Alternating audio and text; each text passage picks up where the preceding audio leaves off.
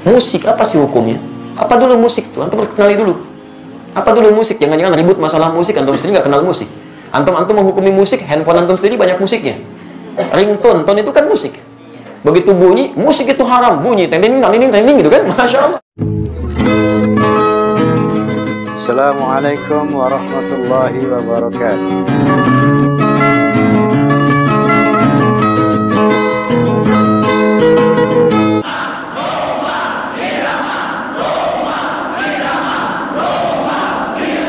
Hello guys! Jangan lupa like, comment, and subscribe. Musik. What is music? Musik itu ada 3 unsur kan. Ada melodi, notasi, ada beat, ada lirik. Lirik itu salah satu unsur musik. Di musik pasti ada lirik, kalau nggak instrumental namanya. Ada juga. Ya kan? Nah, sementara musik itu sendiri tidak ada larangan dalam Al-Quran, tidak ada larangan dalam hadis. Jangan main musik. Musik itu haram di Quran, nggak ada. Nggak ada di Quran. Di hadis ada berbunyi begini. Akan datang satu zaman orang yang akan menghalalkan minuman keras, sutra, dan alat musik.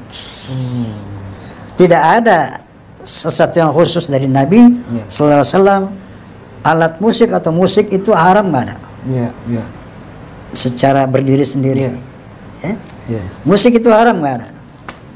Yang ada hadis dari Bukhari dan Muslim, akan datang satu saat di mana orang akan menghalalkan perzinahan, minuman keras, sutra, dan alat musik. Jadi ini paket. Karena di Quran ada larangan zina, di hadis ada larangan zina, di Quran ada larangan khamr, di hadis ada larangan khamr. Tapi larangan musik nggak ada di Quran dan hadis. Di hadis itu ada alat musik, bukan musik, alat musik. Alat musik yang mana? Kan masih relatif. Ada gendang, ada suling, ada apalagi piano, ada keyboard, ada berasa eksis. Ada alat musik yang mana? Sangat debatable, sangat debatable. Hukum asli daripada muamalah, bukan ibadah. Muamalah itu mubah. Artinya mubah apa? Boleh. Hukum asli dalam setiap muamalah. Muamalah itu apa contohnya? Main bola, main catur, main musik, apalagi muamalah lah. Arisan, muamalah, macam-macam di luar ibadah. Muamalah, bukan ibadah. Hukum aslinya adalah mubah, boleh.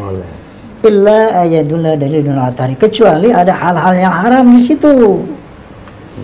Ada hal-hal yang dalil-dalil yang mengharamkannya.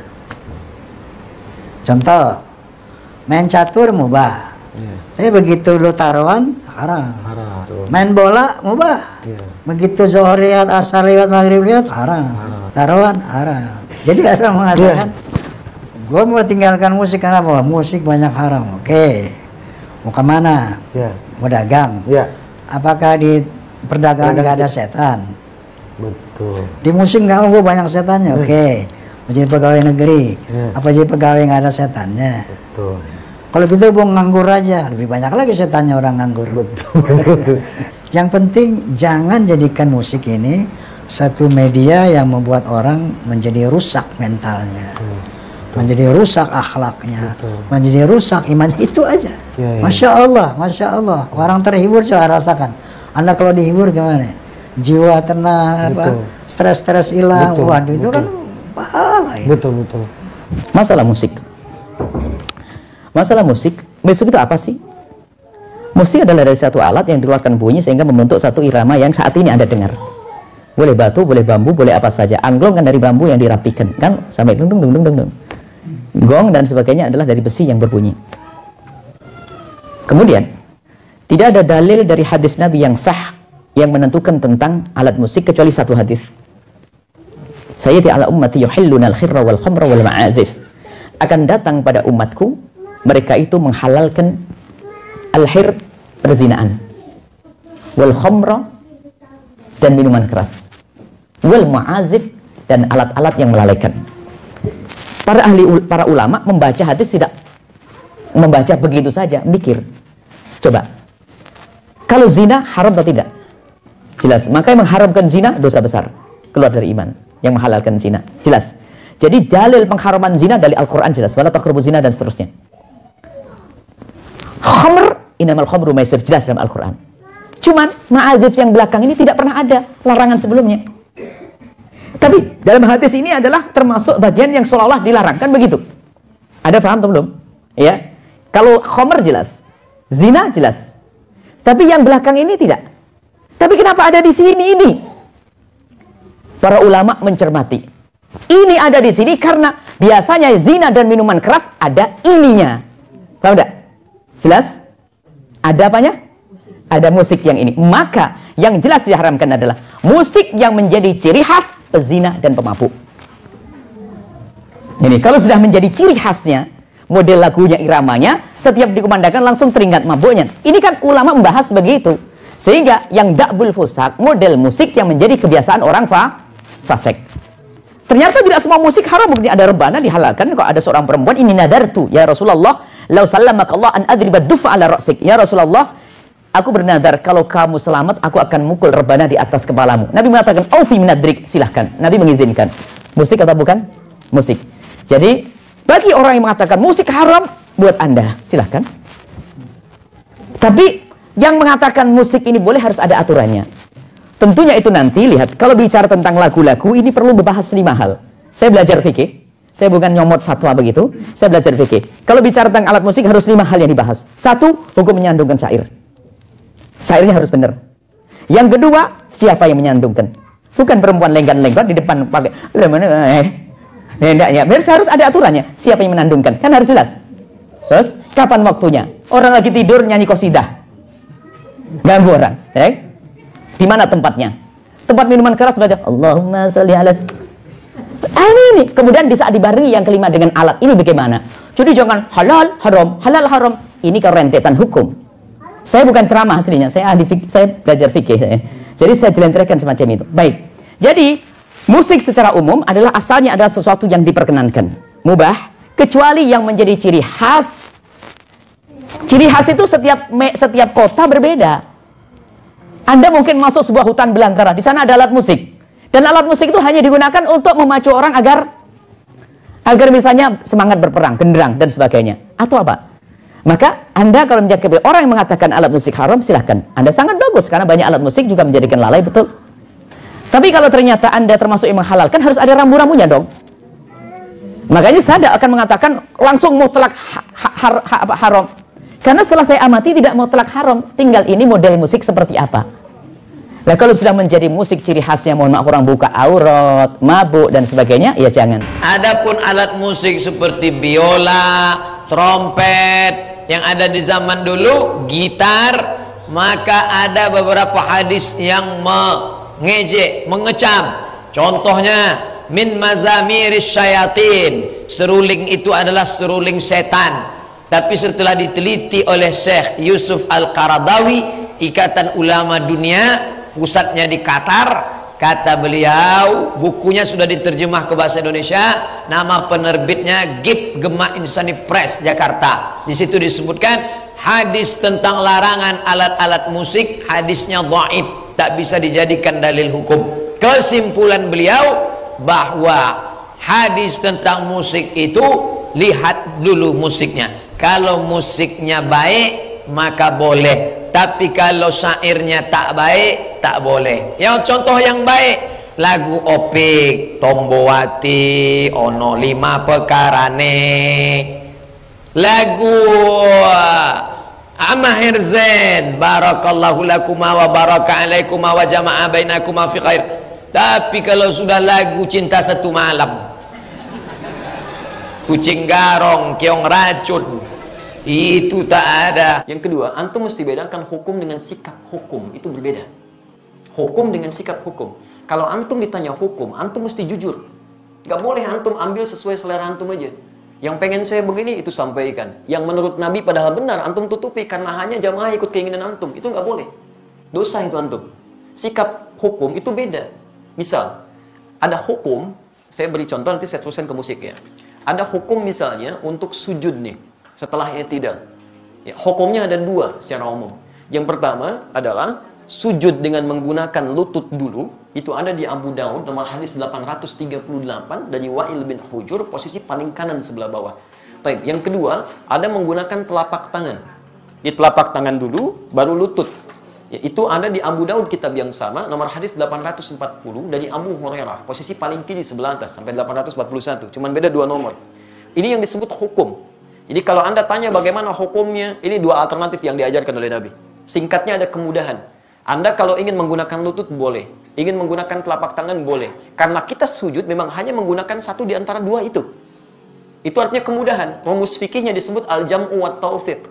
Jadi kalau ada persoalan, hadisnya banyak, antum jangan pilih satu hadis dan antum ikuti, tidak. Kumpulkan semua hadisnya, at-taufiq kemana arah hukumnya. Di situ antum simpulkan.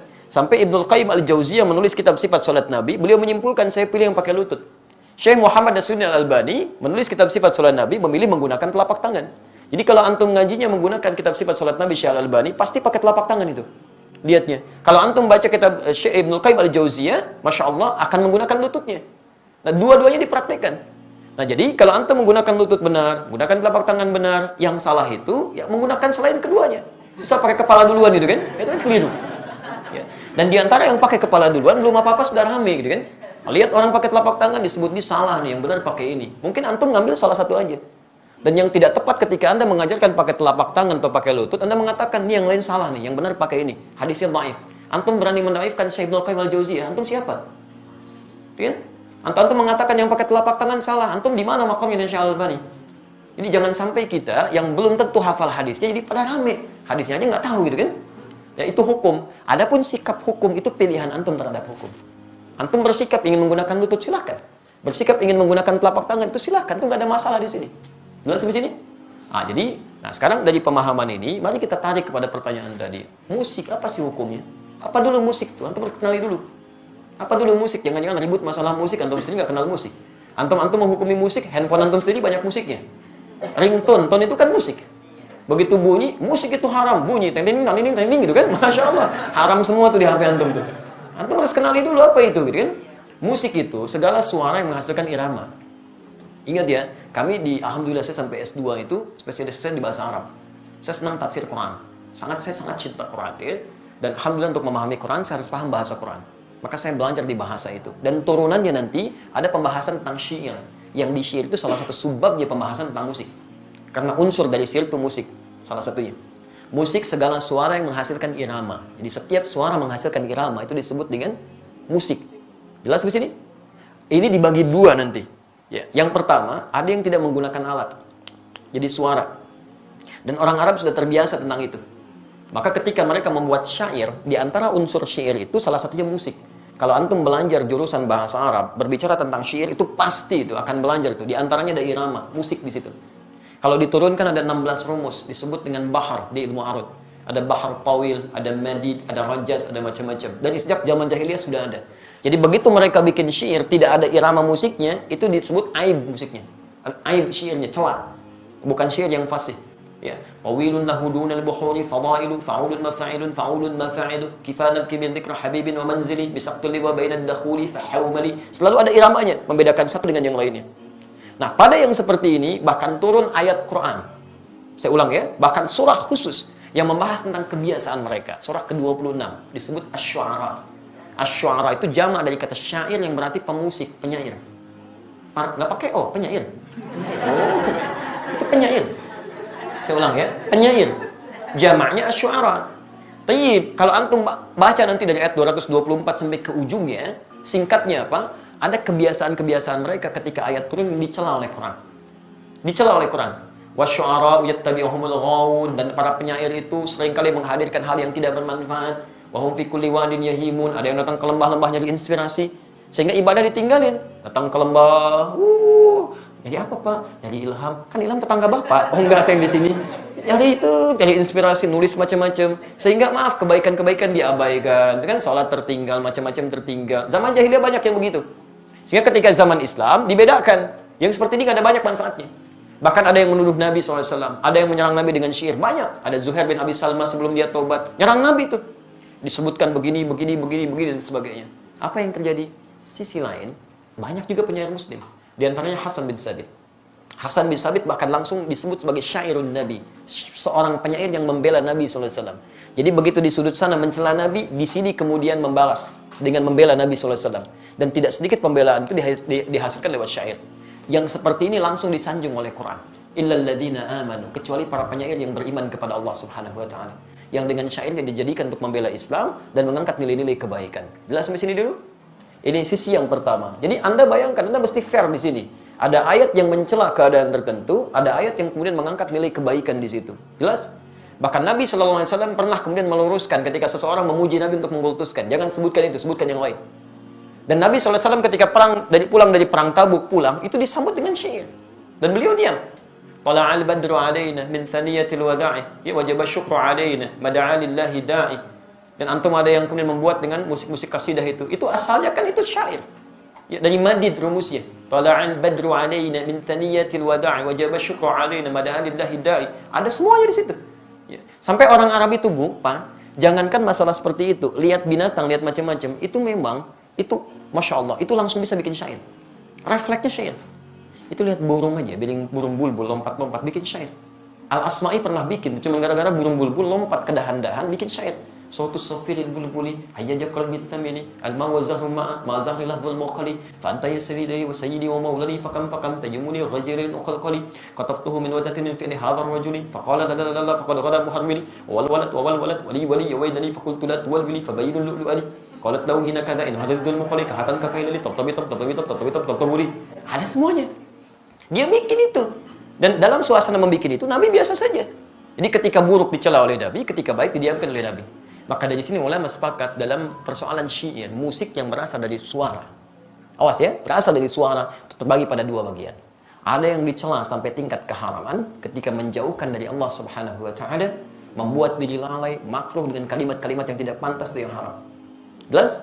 Tapi kalau yang dimaksudkan kalimat-kalimat kebaikan, sampai Imam Syafi'i punya syair disebut Diwan Asy-Syafi'i, ajakan pada kebaikan, ketaatan di situ, itu dibenarkan oleh para ulama. Tidak ada masalah di situ, yang disebut dengan hukum boleh. Jelas di sini?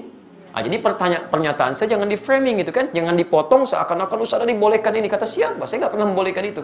Hukumnya ada di Quran, turun sejarahnya, antum bisa lihat, ini yang tidak boleh, ini yang boleh. Sekarang alat musik. Bagaimana dengan alat-alat musik?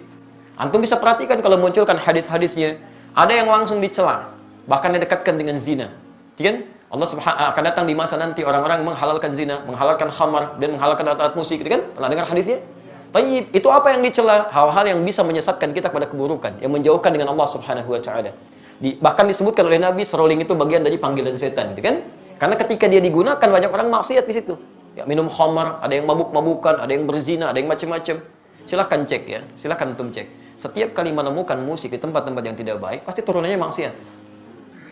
Itu yang jatuh haram di situ. Haram dan seterusnya. Tapi ada di antara hadis-hadis yang antum pernah lihat, bukankah pernah Nabi SAW datang ke rumahnya Sayyidah Aisyah? Jadi, apa yang terjadi? Rupanya di situ sedang ada pesta yang diadakan oleh Sayyidah Aisyah. Sedang bergembira. Tiba-tiba ada dua di antara khadimahnya sedang bermain gendang gitu kan? Baik, tobul. Dia sedang kemudian bersyair. Datang Abu Bakar. Ketika Abu Bakar datang dikatakan, Abi mazmuri syaitani fi baitin Nabi SAW. Ini yang setan ada di rumah Nabi? Kata Nabi, biarkan. Daha ya Abu Bakar. Falikul ummatin 'aid. Karena setiap orang, setiap umat punya hari rayanya. Biarkan aja katanya. Jadi ada yang dibiarkan oleh Nabi, ada yang tidak diperkenankan. Tapi pembiaran Nabi itu juga bukan menjadikan Nabi fokus kepadanya. Nabi nggak fokus.